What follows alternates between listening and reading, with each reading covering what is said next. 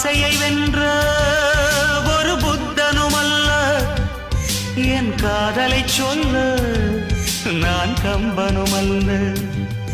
உன் காது கடித்தேன் நான் கனவினில் மெல்ல, இன்று கட்டி அணைத்தேன் இது கற்பனை அல்ல.